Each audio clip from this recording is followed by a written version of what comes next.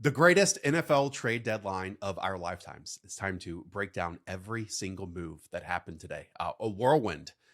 Hayden, why do you think the NFL has kind of turned into an NBA-ification of a day like this? Probably just younger GMs is a good way to do it, and then more understanding of cap space and windows to win. And I think players getting more frustrated about their situations. So I think all of that plays into it. But I think a lot of it's just, well, the other leagues are doing it. The GMs grew up playing Madden, and 15 years ago, the GMs weren't playing Madden. Yeah, and look, no one is doing what the Jets are doing in the NFL, and I'm excited to see how that one plays out. I think the other part of it is in 2025, there isn't one elite team or two elite teams. There are a lot of contenders that have a chance for it, and a lot of those teams typically don't have chances to do it. So they want to maximize this window. All right, we're going to have 2 episodes tonight. This first one is just dedicated to the moves, the big time moves that were made today. And then we'll have a later stats versus film on the channel about 3 hours after this one, going through team by team of actually what's going on, this past weekend and on an NFL field. So we'd appreciate it if you leave a thumbs up, hit that subscribe button so you get both of these videos in your feed. All right, we're going to do this in a certain order. The first one is the Indianapolis Colts. All right, they're 7-2 right now, a wide open season, like I just said. And they just sent first round picks in 2026 and 2027 for cornerback Sauce Gardner. Your thoughts? I think this is a boom bust decision for the Colts that will ultimately just end up how good is Sauce Gardner in the playoffs. They have a 92% chance of making the playoffs. According to The Athletic, they have a 9% chance of actually winning the Super Bowl. This is their window to win. Daniel Jones not under contract in the future. When he is under contract, it'll be very expensive. Their defense right now, last week, was starting a former 7th rounder. They've been kind of exposed in the secondary, but Leatu Latu up front has kind of taken the next step. So the defense is already 10th in EPA, and on offense, they're first in EPA. So this is a chance for them to actually make a real Super Bowl run here. And for that, I applaud them for the move. Does it come with a lot of risk? It really does. Like 2 first-round picks plus all of this money. It's like $25 million, $25 million, and $20 million for Sauce Gardner. That's a lot. But you're the Indianapolis Colts. How often do you have a legit 10% chance of winning the Super Bowl? That doesn't happen too often. And that's probably going to be more difficult to do once Daniel Jones is making upwards of $50 million in the future. So with that, you're actually getting a premier player at a position that does matter. It comes with a lot of risk, but I do understand it for Indianapolis. The Jets just made Sauce Gardner the highest paid cornerback in the NFL when they made that deal 4 months ago. And according to Over the Cap, I mean, it was structured in a different way in terms of the extension with minimal signing bonuses up front with future option bonuses in 2026 and 2027. Again, this only leaves around like $20 million in dead cap for the Jets over the next 2 seasons. Hayden, I kind of wonder if this kind of a deal was on potentially the Jets' radar when they made it, because we don't see deals structured like this really ever. Yeah, it was a very shrewd move for the Jets here, because a lot of the money is typically in those prorated bonuses, but with the option bonuses, that just goes to the next team. So the Colts are going to be inheriting those. And then, like you said, the Jets don't really have much money on the books for this point moving forward. They've already paid him some of the bonus money, and the rest of it's going to go to Indianapolis. So I thought that was a pretty smart move on just how they were structuring this, gave them a lot of options. And I'm guessing if you asked the Jets when they were signing him, they probably understood that this team was going to be pretty bad and that Sauce Gardners were going to be really valuable. So make sure on a bad team, make sure these contracts are kind of set up like the one for Sauce Gardner did. So I think in general for this move, I would grade for the Jets just on this move. This is an A+. You're getting back multiple starters down the future with first-round picks. Adonai Mitchell is a nice throw-in because they need some wide receivers there. He at least has some theoretical upside. And like you said, contractually, it really didn't matter for the Jets at all. Let's put a pin in the Jets side of that conversation. I'll actually give the Colts a B+ for this move. In my brain, I instantly gave it a C, but then I kind of zoomed out and thought, okay, just a couple weeks ago, we called the Indianapolis Colts actual contenders to possibly feature in the Super Bowl, just based on where the AFC is at this point and how they have looked on both sides of the ball. Now they're coming off a loss, and so that's more difficult to say at this point and the worst performance of their season. And if this doesn't work out, then sending 2 picks in the direction for Sauce Gardner looks reckless. I think if it does work, then it's just aggressive, right? Corners of Sauce Gardner's ability are not available in free agency, and you either have to trade for them or you have to draft them. And, the Colts tried to sign Travis Ward and he got injured. They tried to draft Justin Wally and Juju Brents and these other guys, and that has not worked out. So you have to make a move like this. And Sauce Gardner, while, he's not the number one player at his position, we'll go, between Patrick Surtain or Derek Stingley or those types, he's still extremely good. And especially against like bigger bodied ex number one wide receivers. Like just watch what he did against Teardown McMillan a couple weeks ago. Just pins him along the sideline, fights at the catch point. And I know NFL Plus even tweeted out that Sauce Gardner has not allowed more than 2 receptions to a single receiver in a game this season. He has forced a tight window on 52% of his targets, the highest rate of any player targeted at least 20 times in coverage this season. But overall, what you can do and what this allows Lou Anarumo to do is just say, hey, Sauce, go on the opposing team's number one pass catcher. And then I'm going to do some really cool stuff with the other 10 defensive players on the field. And that just adds such a different dynamic where on offense, the Colts have multiple dynamics. They have multiple explosive players. Now they have like a key figurehead on the defensive side of the ball, along with DeForest Buckner up front. And again, that's just going to allow Uncle Lou to do some really cool shit out there. Yeah, Sauce is a fascinating guy to just cover the last couple of years because, like you said, I think this has been one of the good years for Sauce Gardner. The Teardown McMillan game was really good. George Pickens on all but one play, that was a really good game for Sauce Gardner. Same thing with Cortland Sutton. So it's these big-bodied ex-wide receivers, he can go isolate against them. What's difficult, and I think Sauce is a good example, is year to year, the consistency at cornerback. It's like cornerbacks and safeties, good luck trying to predict if it's going to be a good season or a bad season. And that's what makes this move extremely risky. I think we can pretty much guarantee over the next couple of years, Sauce Gardner will be one of like the 5 best corners, but that might be the best corner in one season. Then the next season, while dealing with an injury, he's the 20th best corner. And really, the only thing I care about is this year during the playoff stretch, because they're already going to make the playoffs now. In the future, we'll see if they're going to be as good as they are currently. So really, it's just like in the 4-game window from the wild card round to the Super Bowl, if they get there, how good is Sauce Gardner? And right now, I think he's playing pretty well. Zach Kiefer also had a note that Alec Pierce, during his time at Cincinnati, wanted to go opposite the best cornerback on the team. So he and Sauce Gardner face off in one-on-ones every single day. They're buddies. So, there's some acclamation there.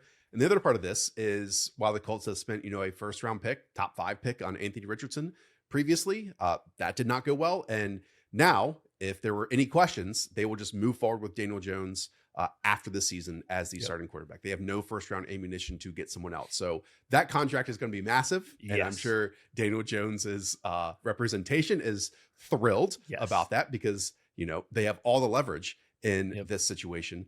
This Colts team is just very fun. Again, I know they're coming off a loss here against the Pittsburgh Steelers. We'll talk about that in the other episode of Stats versus Film tonight, but they have a, championship contending, AFC championship contending team when it's all in the rhythm and the flow. And again, this is the only way that you can really add someone like Sauce Gardner, who turns into Ahmad when, let's say, he has some of those lesser seasons. Yeah. For Jets fans, could you give the bull case for Adonai Mitchell real quick? Let's talk about the Jets here after another one of the big trades, because the Jets are in a fire sale, and they allowed the Dallas Cowboys to trade a 2026 second and a 2027 first round pick to the Jets for defensive tackle Quinnen Williams. There is a caveat to this that the Jets get the higher of the 2 picks in the first round in 2027, whether that be the Dallas Cowboys first rounder or the Green Bay Packers first rounder. So Hayden, we are going to tie this at some point to the Micah Parsons deal. We don't have to do that immediately.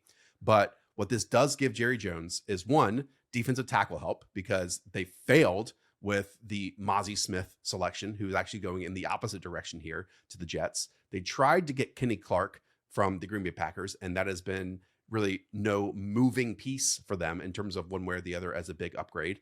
And then they did, sign Odigizua last year to an extension, but that only takes you so far. So from my eyes, Jerry Jones loves his star players, and now he has one on the defensive side of the ball here with Quinnen. Quinnen's still an absolute superstar level player, so they added someone that's actually a needle mover, unlike, I think, Kenny Clark, who I think is like a fine enough starter, but he's not like actually really changing the wins and loss column. I think Quinnen Williams does do that. The problem with the Quinnen Williams addition. You already hinted at it. They already have 2 defensive tackles that are paid for next year. So I think they'll probably cut Kenny Clark, which makes the Micah Parsons trade look even dumber. So you have Osa and Quinnen Williams for the future, but Quinnen Williams also is going to want a lot of money. So you're trading for the rights to sign Quinnen Williams to like the highest paid defensive tackle market. This will be for his age 29 season and beyond. What's super frustrating about this deal to me is right now the Dallas Cowboys have a 4% odds of making the playoffs. Like, so forget Super Bowls and making it throughout the playoffs. Making the playoffs, it's at a 4% odd. Remember, you have the entire NFC North and then also the NFC West are all well ahead of them in the standings. So Quinnen Williams might help the Cowboys be able to compete a little bit, but this is only for the future, which is pretty sad because this season the offense is, I think, 5th in EPA, and they're completely like dead last in almost every single category on defense. So will Quinnen make that better? Yes, but we should only be viewing this trade for the 2026 season and beyond, and at that point he'll be 29 years old and being paid like the highest paid player at the position. It was really fascinating to me when the details came out, because at first it said that it was a first round selection, but then that first round selection is in 2027. So they get Quinnen Williams along with 2 first round picks now with their own and the Green Bay Packers here in this upcoming draft. You would think that some of those, if not both of those, are spent on the defense side of the ball, because boy, oh boy, it's a travesty on that side at this moment. I mean, they've given up 44 and 27 points over the last 2 weeks. Quinn Williams reunites with his former defensive line coach here in Aaron White-Cotton. And like I said, Jerry gets his star defensive player. Let's do a reset of this Micah Parsons deal at this point, right? We have to. Because is it kind of Micah Parsons for Quinn Williams, Kenny Clark, and a 2026 first round pick? Is that what we've gotten to here? It's pretty much moving up from the second to the first round. That's like the draft capital exchange that happened. You get Quinnen Williams under contract for the next couple of years, but at a high rate. So you have like some cap flexibility if you didn't have to pay to Micah Parsons. So let's say you saved $50 million in cap space. You moved up from the second round to the first round of this year, and then you have Quinnen Williams and Kenny Clark. Is that worth it? To me, it's not. It looks terrible. Like, let's just be honest here. The whole trade makes no sense. And on top of that, part of the calculus for me evaluating these 2 trades is the Cowboys have lost some high scoring games barely, and then they tied the freaking Packers, who have Micah Parsons. Micah Parsons probably would have added a win and a half somewhere in there. And that means that this team could actually have made the playoffs. The difference in these trades, the timing of them, is probably going to cost the Cowboys a playoff berth, which is really sad because Dak Prescott fully rebounded off of injury last year. And then George Pickens was an all-in move for this year. He's not under contract long-term. He's going to get a bunch of money, I'm assuming, to the Cowboys, but on a really expensive deal.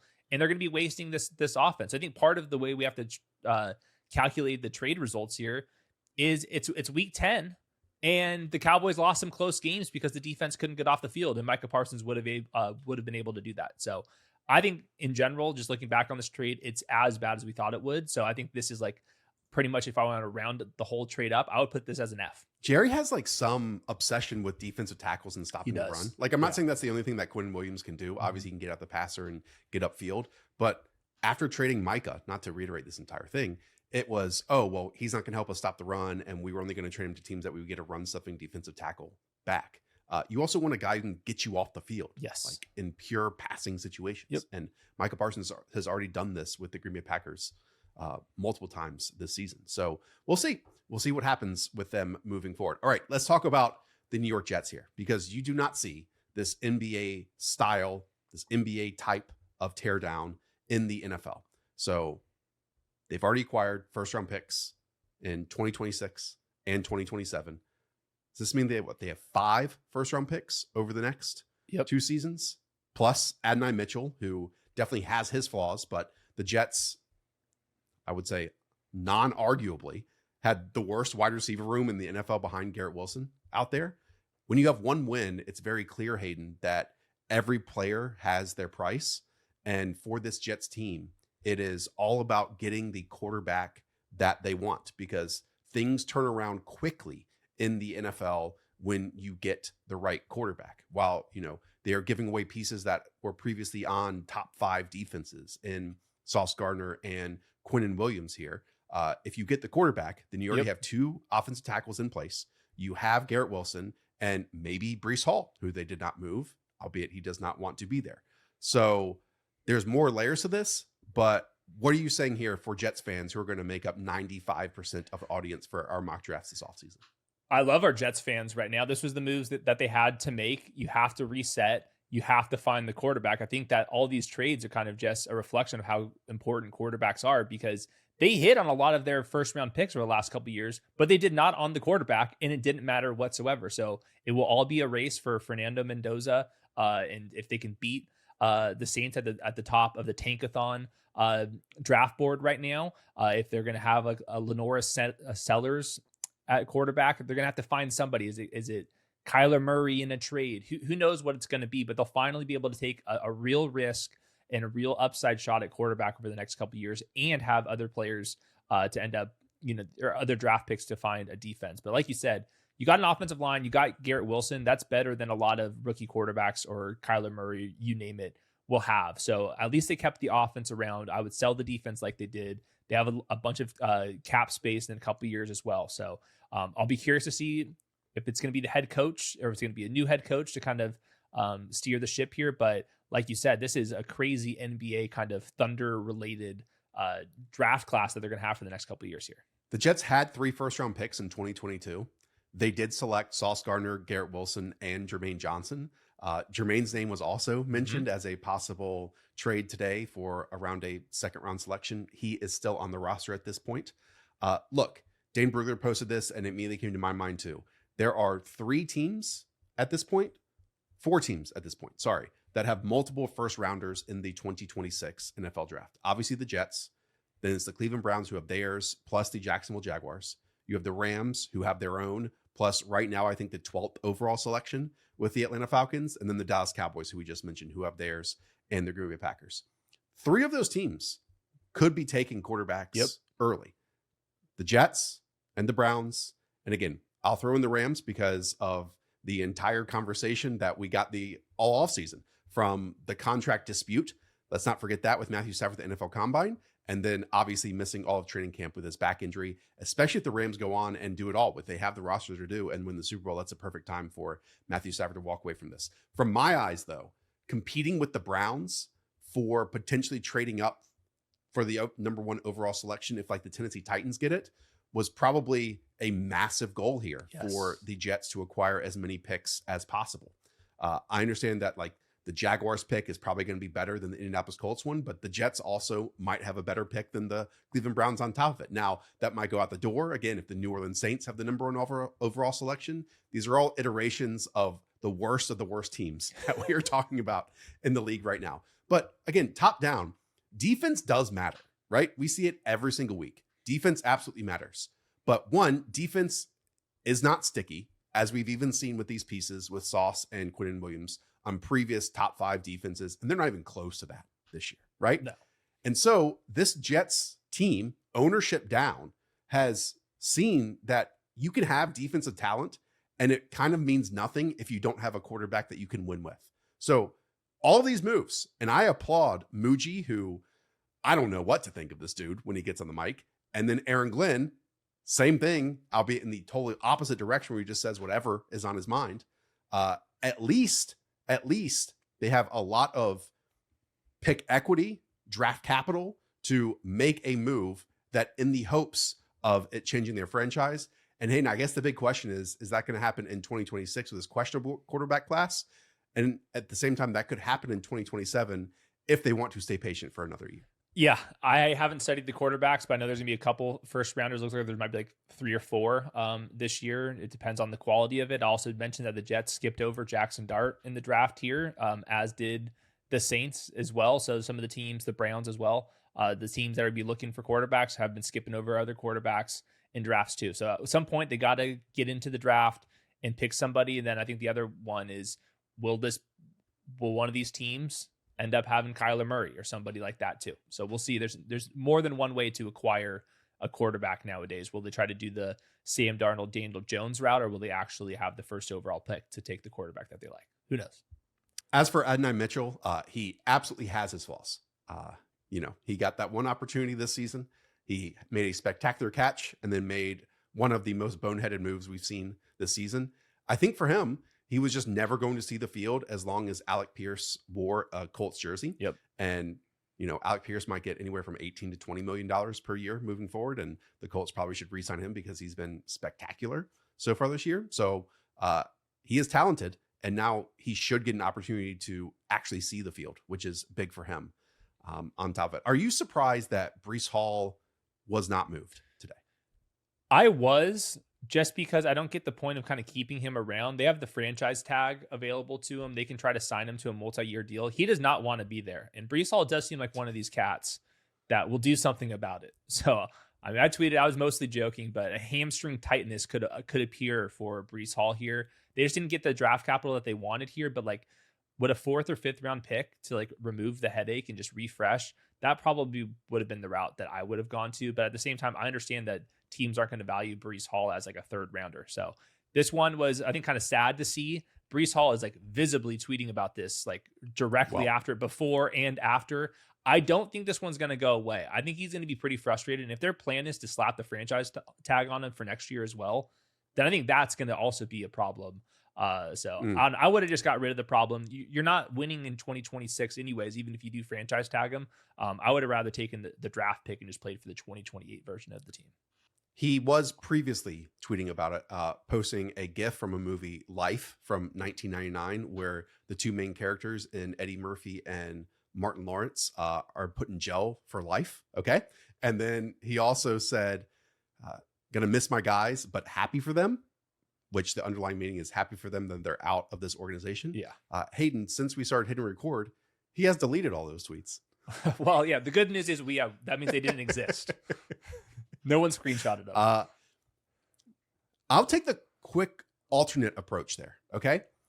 I would not be stunned if somehow, some way they can mend this relationship if Breece Hall gets the transition tag for $11 million. For this reason, he's a talented football player, right? And in this case, you would not have to spend one of those 1st or 2nd round selections on a starting running back for the 2026 season if you're able to keep him on your roster and have him out there and have him as your lead workhorse, because they understand, and it's clear to everyone how talented he can be when he is on the field. So maybe that is the goal here, because once you get to round 3, round 4, round 5 territory, there are a lot of hits, right? The Bucky Irvings to Cam Scadaboos, we can go on and on and on down that list. There's also twice as many misses from those draft picks too. So if this team wants to run the football, which they clearly do, Breece Hall is a talented one.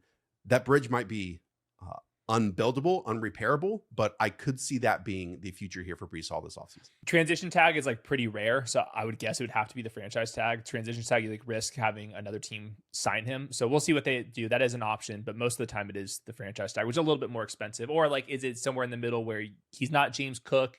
Is he like Kyron Williams, 2 for $23 million guaranteed, but that takes 2 to tango. So bottom line, the Breece Hall story it's not over yet. I think there will be some drama. Isaiah Davis, I would have him, keep him as a backup just because there's obvious friction here, and I don't see how they're going to be able to mend that as the team is going to lose by a lot of points. Right now, it is a very good race between the Titans, the Saints, and the Jets for worst roster right now. The rest of the stretch, it is those 3 teams by themselves, even worse than the Browns and the Dolphins and those other teams. And on that note, the Jets have only won 1 game with Quinnen Williams and Sauce Gardner playing, and now they will not be playing. So they're hoping that all these other teams win 1 more game, and then that puts them at the number 1 overall selection. But there are multiple teams down at the bottom of the barrel. Jets also got Mozzie Smith in the trade with the Dallas Cowboys. I know he has a 1st round label to his name. That is addition by subtraction for Dallas here. He is the smallest playing 340-pound defensive tackle that I've ever seen. Just gets moved out the ball every single time. All right, let's have some more fun with some offensive players here. Maybe the trade I am most excited for. The Seattle Seahawks at 6-2 continue to add to their roster because once again, they know this is their window to win. They trade a 4th and 5th round pick in 2026 for our guy, Rashid Shaheed, who now gets reunited with Clint Kubiak, who coached him in New Orleans last year. Let's remind you that New Orleans offense through the first 3 or 4 weeks of the 2024 season was the most explosive offense in the NFL in terms of downfield passing. He averaged 17.5 yards per catch with a 17.6 average depth of target. And now he goes to the Seattle Seahawks, who have a really promising rookie in Torrey Horton and a total dust ball in Cooper Kupp.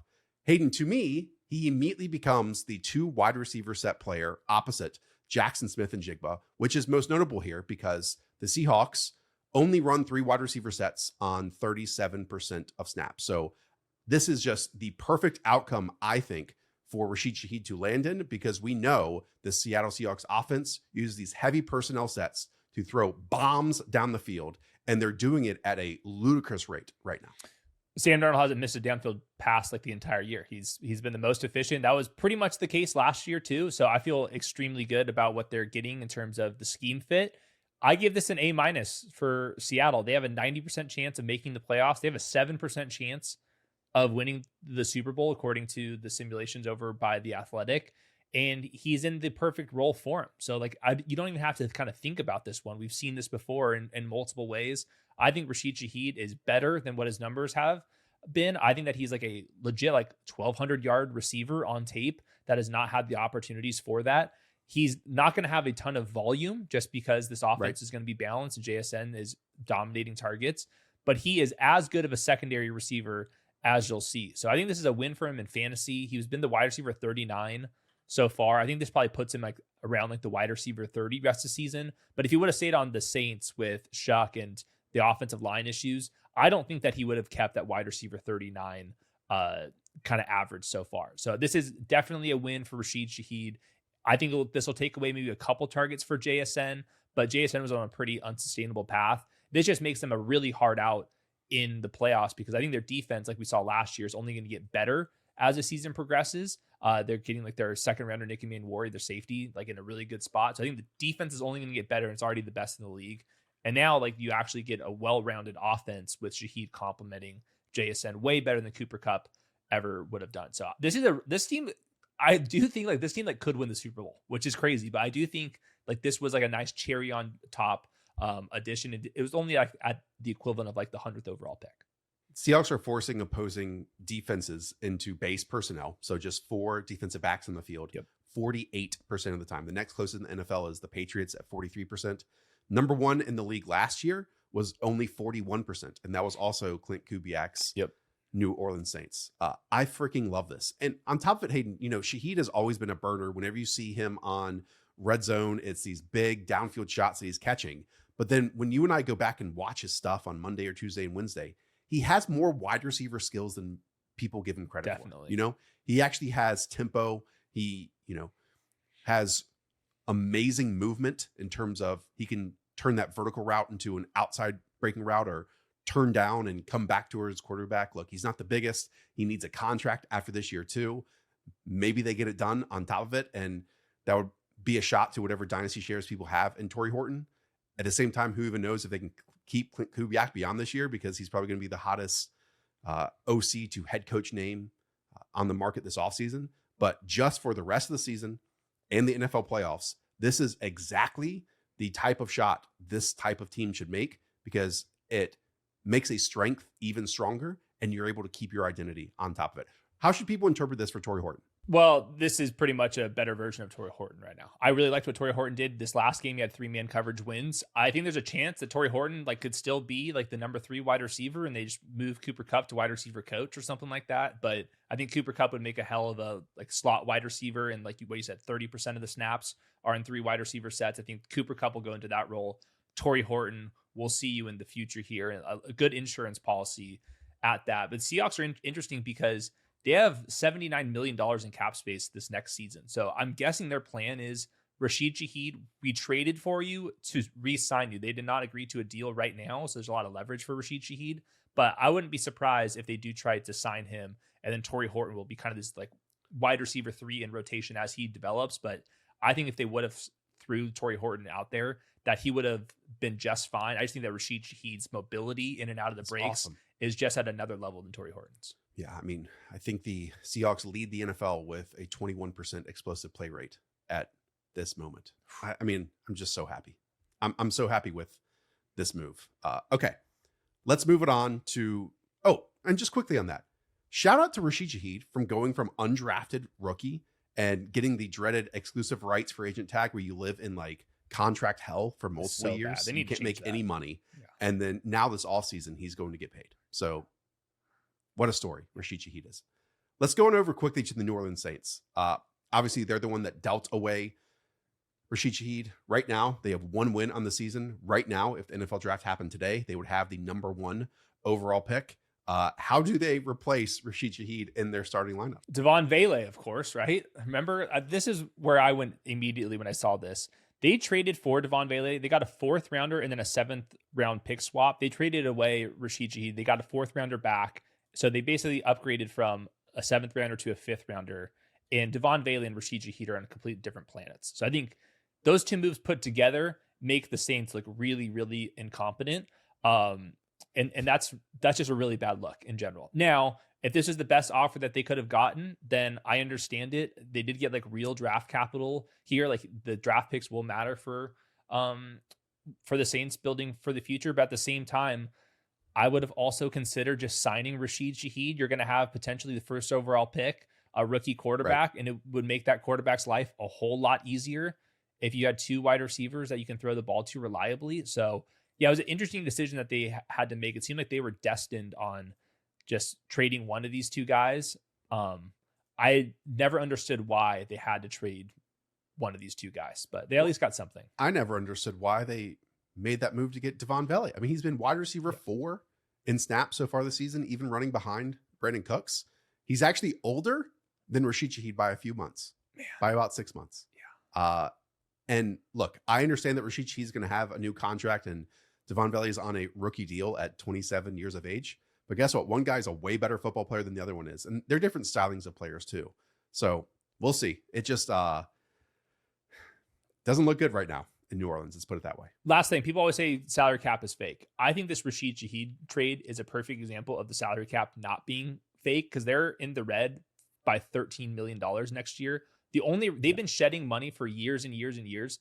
The only reason why they're not signing Rashid Shaheed is because they don't have that much money. And this team stinks. So like all those years, for years and years and years, where everyone's saying that the salary cap is fake. Well, now you have a guy that you should be cost controlled, re-signing, great player, good dude, and he's gone. Now he's a Seattle Seahawk for no reason other than the Saints just don't have any draft picks or draft cap space. And that's why their team stinks. So I think like all those people are just completely misguided on the salary cap being fake.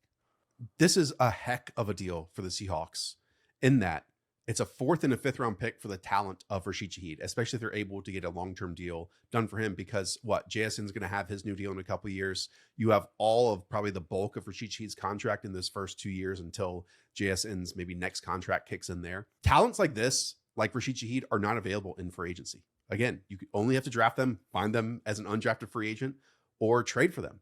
And it's just a 4th and a 5th round pick. Let's not forget that Amari Cooper went for a 3rd round pick last season. Like Jonathan Mingo went for a 4th round pick last season as well. Like Rashid Shaheed is 90% of what Jameson Williams is out there. Like people don't want to hear that. To me, when I watch the two, that's exactly what I see. And getting that type of a player when it is your window to win and you have a chance of making it far and deep into the playoffs with this style of defense and, an offensive coordinator he's already has plenty of experience with, it's a no-brainer. Yep. Totally agree. It's an A+ for me. A+ deal here. Yeah, I love it. Seattle. Love it. One more wide receiver move. Jacksonville Jaguars trade for Jakobi Meyers. I think I floated this one either on Sunday show or a show last week that he should just fly back with them from their game in Las Vegas. Overall, this Jaguars team, 18 drops by the wide receivers. Trevor Lawrence dealing with 24 drops in totality, easily the most in the NFL. So what Jakobi Meyers does is 1, he gets to play with a former wide receiver coach of his, and 2, he shouldn't drop the football, and he will probably know where to line up and how to line up and get out of the huddle and not have this pre-snap confusion that has really plagued this Jaguars team, who, by the way, are dealing with a Travis Hunter injury and now a low degree high ankle sprain for Brian Thomas Jr. This move I thought it makes sense. Just he's good at zone coverage. That's what Jacksonville's been really bad at. They're trying to play this middle ground game where we don't know if Travis Hunter's returning, but if he does, it would be like for the playoffs and they have to get there. Brian Thomas has this injury, which we don't know the timetable. So like Jakobi Meyers fits in. He's going to help the Jaguars this year. Where I struggle with this one is he's an expiring contract. Next year, when they're going to re-sign him, he'll be 30 years old. If they do re-sign him, it's to be the third wide receiver on the team, and 30-year-old wide receivers. And Jakobi Meyers has been like all right. I think it's one of his worst seasons this year compared to his like very reliable seasons previously. That makes me a little bit nervous. And on top of that, they have a 56% chance of making the playoffs. They have a 1% chance to win the Super Bowl. So to me, like the Seahawks getting Rashid Shaheed, that's a cherry on top piece. Jakobi Meyers to Jacksonville is like, let's please make the playoffs for dear God here. And maybe that works, but I just don't see like the big upside here.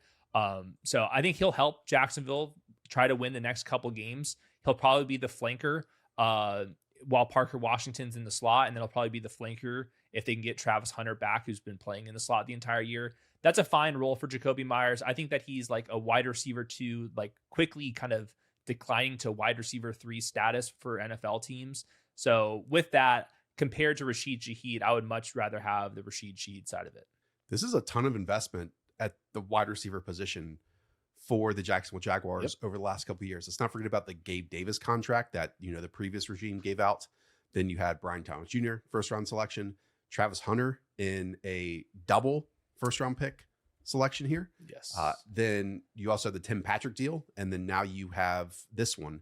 And it's not like that has been a clean wide receiver room so far this season. So again, you would like to think that the veteran presence coming in here allows you to stabilize that. And if that's the case, maybe they do sign him in the future and it's not just a short-term rental. Yeah. But I guess I'm just viewing it as a short-term rental also with like De'Ami Brown and his $10 million coming off of the cap space. I should say off of the books this summer. But yeah, Jakobi's just like, he's a fine player and he can live in that short to intermediate game where most of the Liam Cohen passive attack is coming from. But their playoff run is going to be dictated on if Brian Thomas Jr. and Travis Hunter like come back and create big explosive plays for them. Because other than that, you're kind of working with this running game, which has been down since the start of the season. And then you have like the Parker Washington and now Jakobi Meyers passing attack. And then Britton Strange has been dealing with injuries on top of it. So I get it. You won 4 games out of the gate. You felt really good about yourselves, and it's kind of been a little bit worse since then. But James Gladstone just unafraid of making deal after deal when it comes to the NFL draft and now to the trade deadline stuff. For Jacksonville, they're currently the 7th seed. I don't think they're going to be able to catch the Colts in their division. The 2 teams behind them for the 7th seed in the wild card, it's the Chiefs and the Ravens. So they've got their work cut out for them to stay in the playoff hunt here. They have a negative point differential on the season because the last month has not gone well for them. So I would say this is a very risky deal. Did not like this one for Jacksonville, even if I like the fit. Like I think schematically, it's going to help Jacksonville. I didn't like the price for it. This is too much of F them picks. And if I was a GM in the NFL, I would make sure to keep calling Gladstone because he seems to be overly aggressive, overly ambitious, which I think is fun for content. I'm not sure if it's the best way to actually build a team. Like you said, they've invested a lot into the wide receiver position. They're still trying to hunt for these guys. And it's just going to make, if they do sign Jakobi Meyers, that makes the De'Ami Brown acquisition look worse in hindsight. And we'll see what they're going to do with Brian Thomas. And then is Travis Hunter going to be playing more cornerback because of this? It just gets really messy for me. So I like this for the Raiders side a lot more than I did for Jacksonville. The other part of this is Jacksonville did have 13 picks in the 2026 NFL draft. Now they're down to 11. Like, I don't think you can add 13 players to their roster next season. At the same time, you could package those and move up and down and all that stuff. And again, they don't have their first round pick this year. Those are all bad picks. Yeah. It's not like, they have 13 picks. They're like all 6 and 7. They do have a good chunk of like 2nd and 3rd rounders. So it's not all like 5th and 6th rounders and those types of things. So again, at some point you have to move those picks, and rather than, packaging them and moving up in the draft, they decided to package some of them and get a veteran presence at wide receiver at the trade deadline. I would have just gone for a cost-controlled rookie for the next couple of years than trying to be all in for this team. Like, what does this team think they are right now? Like, this is a very mediocre team. They think they're very good. I gave this one a C+. That's kind of where I was too, but it was like being generous. Yeah, C+, B-.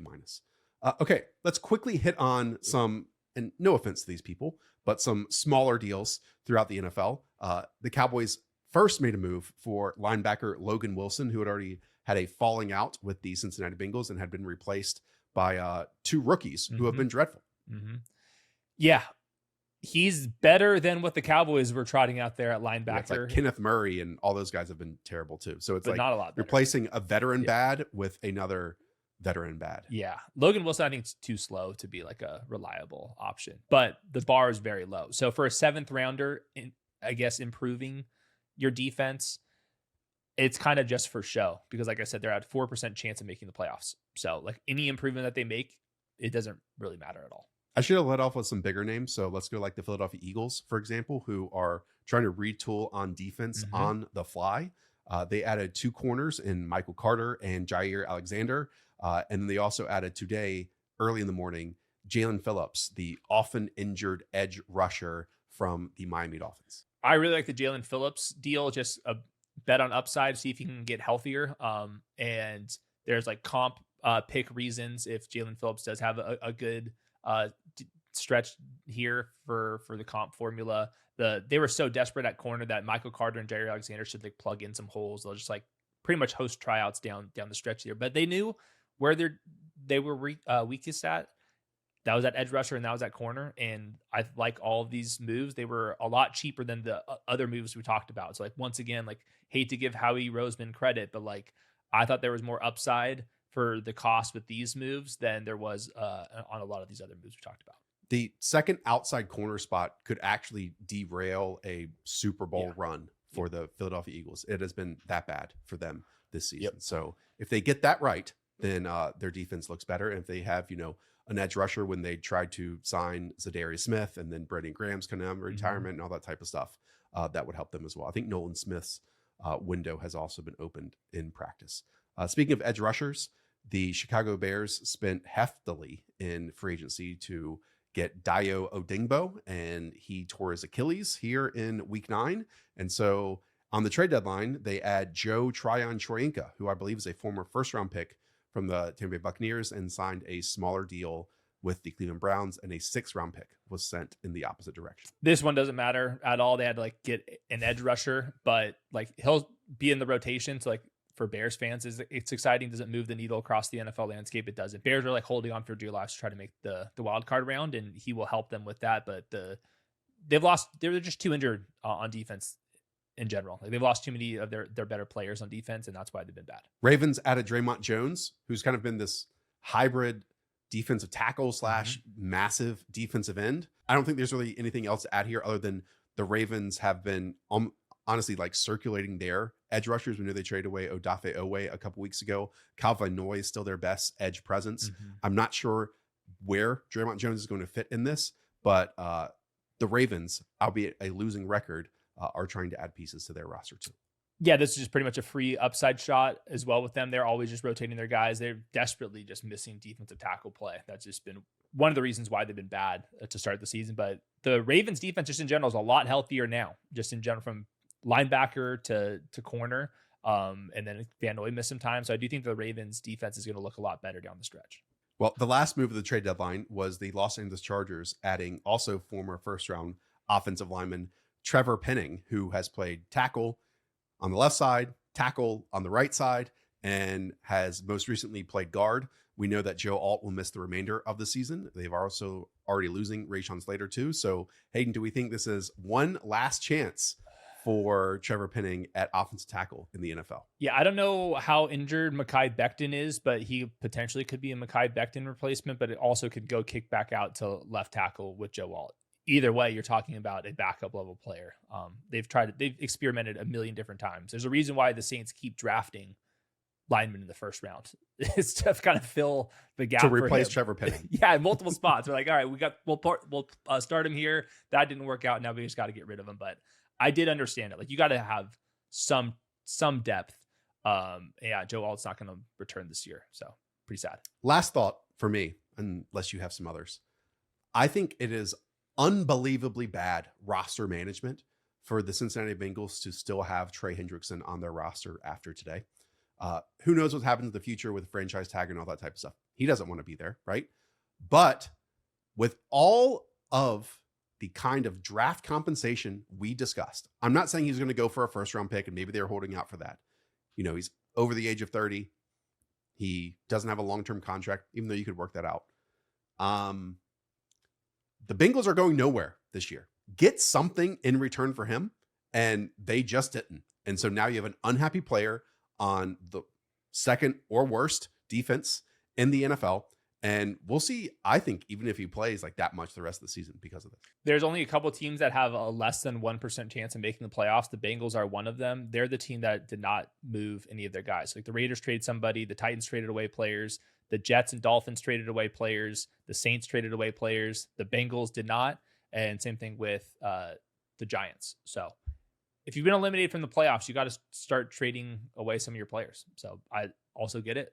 Like inexcusable for the Bengals to not do it. Any other things you want to bring up, like Tom Brady cloning his dog? Yeah, I was gonna say, what a news dump for Tom Brady. Just do this right before. Oh, why are you announcing this for the first part of this? But he picked a good time to do it. Again, better investment than signing up for the dreadful soccer organization and becoming a part owner of Birmingham City.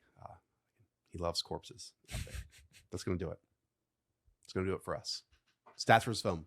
Much longer episode on every single team across the NFL. That's on your page a little bit later on today. So shout out to Mosho and especially shout out to Weaves for putting together 2 shows in one single night. We'd appreciate if you leave a thumbs up and a subscribe down below. We'll talk to y'all soon. See ya.